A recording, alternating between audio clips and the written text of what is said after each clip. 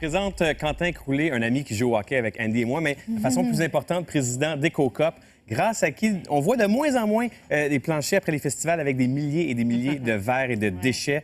Qu'est-ce que c'est qu'EcoCop pour ceux qui ne connaissent pas? Bien, EcoCop, dans le fond, ça a deux missions principales. La première, c'est de, comme tu l'as dit tantôt, réduire les déchets, essayer de moins possible d'utiliser de contenants à usage unique. Puis la deuxième, ça va être de garder le site du festival propre en tout temps. En plus. En plus de ça, au lieu d'avoir des marées de déchets ici, ben, il n'y aura rien du tout.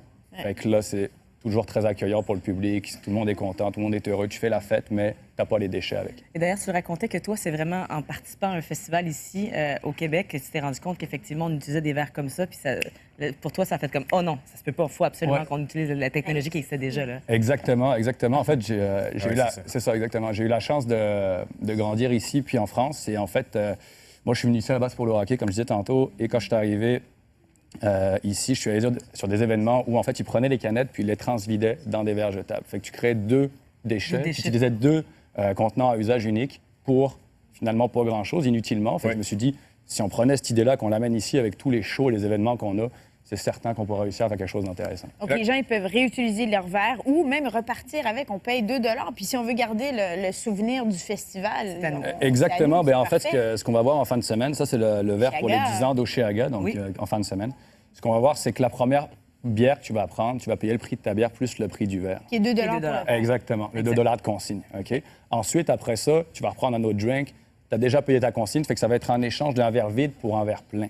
Fait que dans ce cas-là, tu ne repayes pas de consigne. À la fin de l'événement... C'est un nouveau verre, par exemple. Oui, tu vas avoir un nouveau verre. Pas le même verre toute la journée. Ça peut être le même verre, ça dépend des événements, je te dirais. Mais sur les événements à gros volume comme ça, on va échanger le verre pour gagner du temps. Parfait. À la fin du festival, tu vas avoir deux options quand tu vas quitter. Tu vas dire soit je ramène le verre puis je récupère ma consigne. Okay? Soit je vais garder le verre en souvenir puis je vais le réutiliser chez nous. Souvenir de 2 $ ou tu récupères ton investissement. Un souvenir de Oshéaga pour les 10 ans, par exemple. Ça, c'est le. Puis ça, c'est juste au Québec, mais on voit juste pour rire. C'est quoi les autres événements? Pique-nique électronique aussi. Dans le fond, Ilsonic, pardon. Ilsonic, ça va être ici aussi. Tu avais juste pour rire qui était les semaines passées. Là, j'étais au festif de Baie-Saint-Paul, donc ça a super bien fonctionné aussi.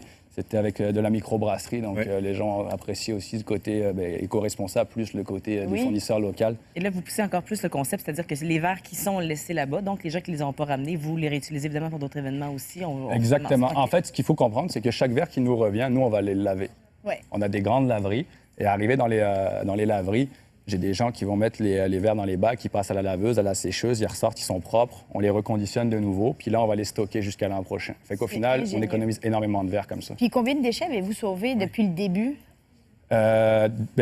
L'exemple que j'ai donné pour le pique-nique électronique de l'an passé, on a sauvé 700 kilos de plastique. Juste pour le pique-nique électronique? Juste cet événement-là. Oui. 700 kilos. Parce que ça veut dire qu'on a réutilisé tout le temps les mêmes verres, jusqu'à que certains les gardent, mais souvent, on a réutilisé les mêmes verres.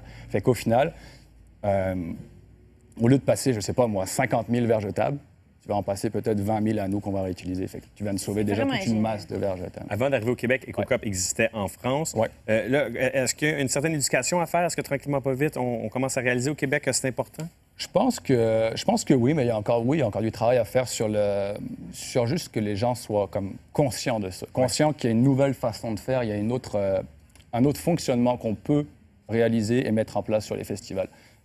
Souvent, il y a certains festivals qui ont un peu peur du côté de logistique ou de la réaction des gens. Moi, je leur explique toujours, c'est que ça va prendre un peu de temps, mais une fois que tout le monde va être habitué, on va y arriver. C'est la même chose que les sacs dans les épiceries. Exactement. Au début, on ne comprenait pas pourquoi on payait un 5 sous, mettons, pour un sac jetable, même s'il était recyclable, mais il était jetable. Au final, on a tous nos sacs réutilisables d'épicerie dans le trou. C'est super. Les festivals ont embarqué. C'est à votre tour à la maison. Vous voyez un verre, vous allez à Oshéaga. Bien, 2 $. Vous le récupérez à la fin, vous gardez le verre. Merci beaucoup, Quentin. Merci à vous. Merci. Ça commence bien plus de retour après la pause.